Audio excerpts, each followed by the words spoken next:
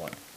Hi there, this is Jean Paglio again, and I would like to introduce you to my new book, Stamp and Tangle.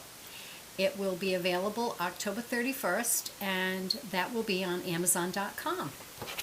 Today what we're going to do is we're going to stamp and we're going to tangle around the outside of this card, which is a Zentangle card, and we will then color in the image with Copic markers, sketch brand.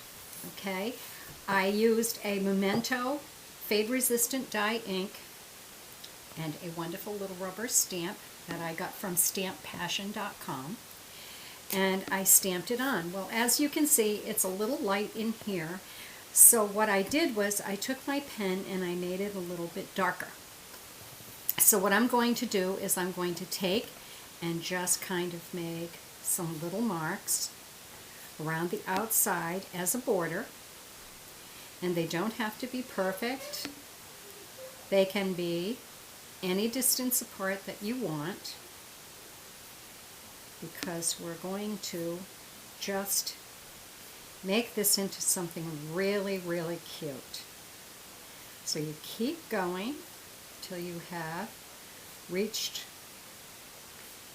the entire end. And if you have made an oops moment, you can always make it into something else, because there are no mistakes, only possibilities. So now I have my little lines, and in between I'm going to put a little scroll, a little tiny swirl, and then I'm going to color it. Now, there is no wrong way to Zentangle. It is a relaxing process that allows you to create art one stroke at a time. And the one stroke at a time is a quote from Rick Roberts and Maria Thomas, who are the founders of Zentangle. And their website is zentangle.com. This is a very, very relaxing method of creating art. Okay. Now I want to come in and I want to make some scallops in here, and maybe add a little halo to that. Go down a little further, add another. Oh, and then let's have some dots.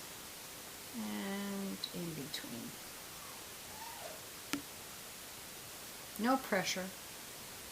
No way to make a mistake. Okay?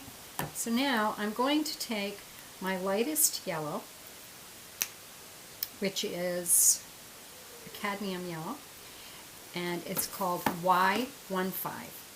And I'm going to base coat the entire flower with this Copic marker. Then I will recap it and come in with my golden yellow. I'm going to just put that right around the center because I only want it to be darker in the middle. Then I will come back with the cadmium yellow and soften that line out so that when it dries, and these are alcohol based, so they do dry quickly. If I find that it's not dark enough, I can always come back in again. And you can repeat that as many times as you'd like. So I'm going to do these other two very quickly.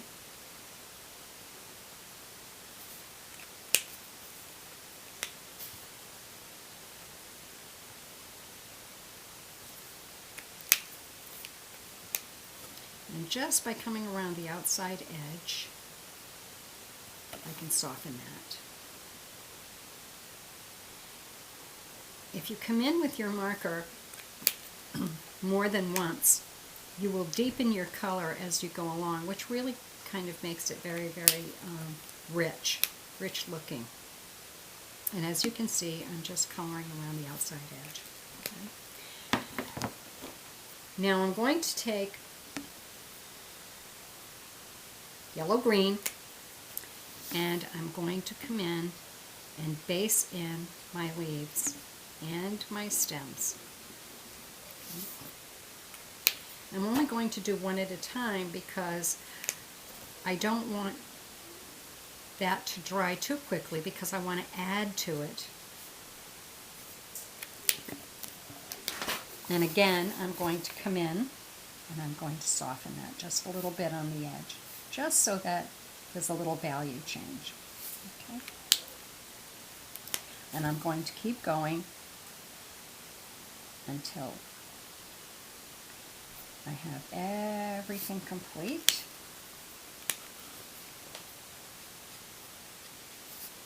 Oops, I missed one right here. So I can pull that right over.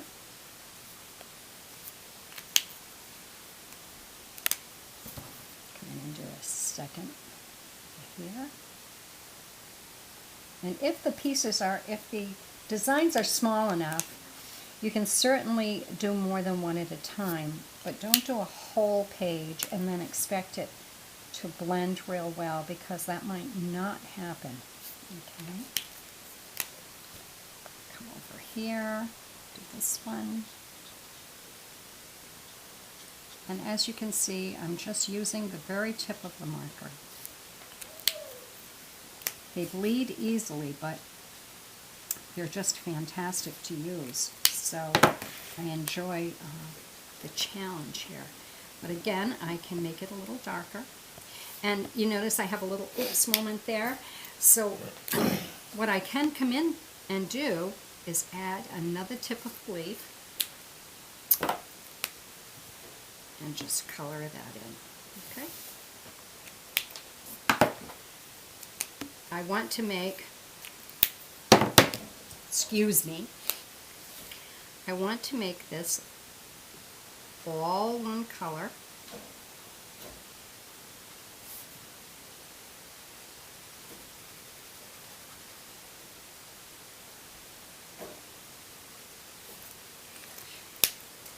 Then I'm going to come in and just with the very tip of my brush,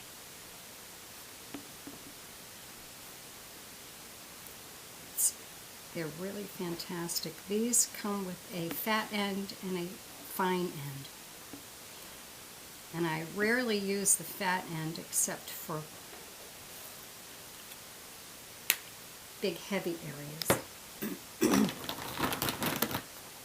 Now I would like to make this a blue background, so I'm just going to come in. And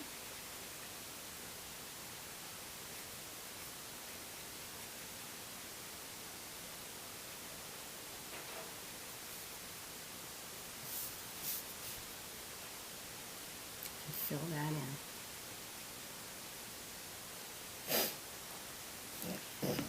You can use rubber stamps for just about anything that you want. It can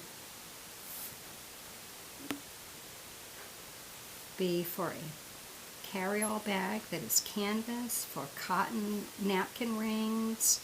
As long as your ink is a washable ink that is a permanent ink, you can make some beautiful designs, beautiful designs. And then you can use any marker that is washable or permanent. Okay.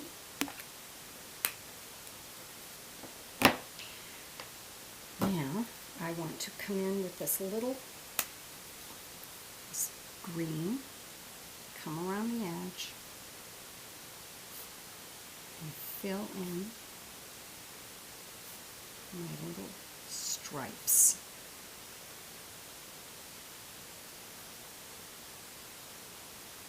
It is a cute little design that works up very quickly. If I wanted to keep it on this whole entire card, I could, or I could cut it out and I could glue it to a greeting card, or I could put it in a photo album as part of my scrapbooking project. If I undertook one. I don't generally scrapbook. I do like cards though, so it comes in pretty handy.